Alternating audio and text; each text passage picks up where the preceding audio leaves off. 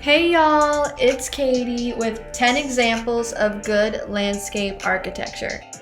Number 1, Lighthouse Beach Park, Sanibel Island, Florida, Conservation. Sanibel Island, Florida is a small barrier island off the coast of Fort Myers. It has a very rich history with the original inhabitants of the Calusa Native Americans until the famous Ponce de Leon discovered it during his quest for the Fountain of Youth. Why is Sanibel important? It's important because of its birds. Sanibel has been voted one of the top places in the world for bird watching. It has an amazing variety of beautiful and colorful birds, and it's important to conserve their ecosystem and surroundings.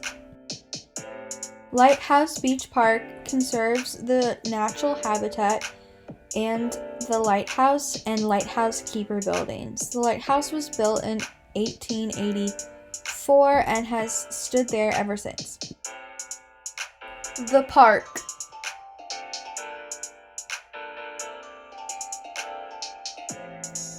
The park sits in the Sanibel Island Scoop, which is named for the way it catches seashells, making the park a famous seashell hunting location. Seashells have been a very important part for the island and its history. In the top corner, you see a couple selling seashells for the Seashell Festival that still exists today.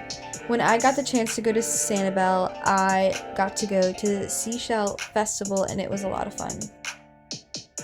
Beautiful paths throughout the park with information stations.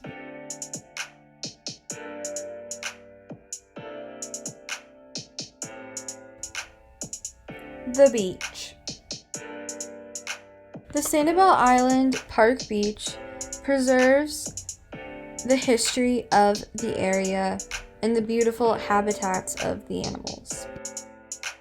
Number 2, the Rocky Mountain Arsenal National Wildlife Refuge, Denver, Colorado, Conservation. Transforming a Superfund site into one of the country's largest urban wildlife refuges. The site sits in the Rocky Mountains. The site used to be an arsenal, which the U.S. government used to test hazardous weapons on its grounds. This is what the site used to look like. With the amazing work of Design Workshop Incorporated, this is what the site looks like now. It's amazing that the power of landscape architecture can take an area that was once deemed hazardous and turn it into a beautiful location for people all over the world to come and visit and enjoy its beauty. Number 3, Public Sediment Unlock Alameda Creek, Bay Area, California, project in the works, conservation. The upcoming public sediment project puts sediment back into the delta while creating outdoor spaces for the public to enjoy the outdoors and see the creation of the delta. The amazing company, Scape Landscapes, combines all the needs of the area, which is building up the bylands before they drown by sea level rise, the creation of the fish habitat, and the support of local people. This area will become an amazing ecological place for people to enjoy themselves while learning about the changing ecosystem in front of them. The area will have a cool lookout station for people to watch the delta be formed in front of their eyes.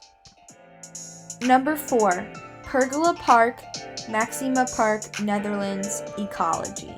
The designers of this park, West 8, calls this park a giant-sized pergola creates ecological haven. This park and pergola creates this corridor of different plants and different ecosystems.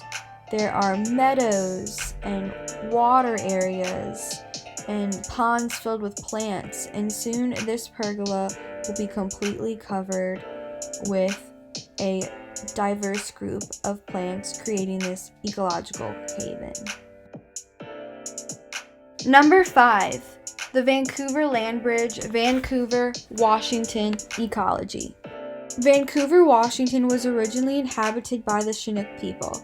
It's a beautiful city that sits on the Columbia River looking at Mount St. Helens. This project wanted to combine a way to walk from the Fort Vancouver National Historical Site to the Columbia River. When people arrive, there's a beautiful welcome gate that represents the Chinook people arriving by canoe. The beautiful welcome gate has a glass face of a Chinook woman.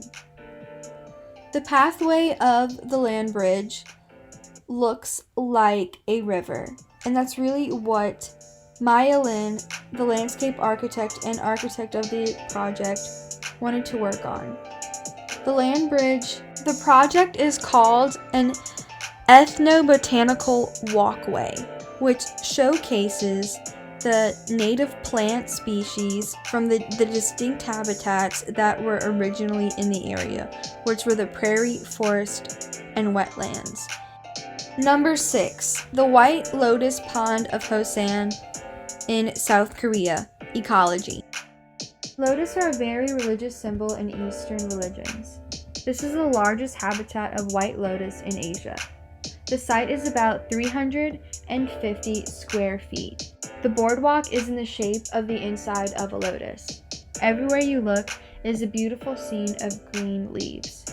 During the blooming season, which is July to September, you can take a boat ride through the pond areas to get a closer look at the flowers. They bloom from white to yellow to pink. It's really cool to see a project which the plant is the main focus and the main inspiration of the design.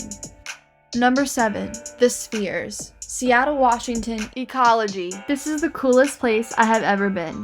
I got the amazing opportunity to go through this building in 2019 when it was just open. The Amazon headquarters, which is called the Spheres, is a combination of landscape architecture, and interior. A large group of designers built an ecosystem inside of these 3 glass spheres. They literally made an ecosystem indoors, which includes carnivorous plants that eat insects that they let out through the jungle they created. It is a controlled setting. So is it landscape? I think so. I think it is a futuristic take on landscape. Number 8.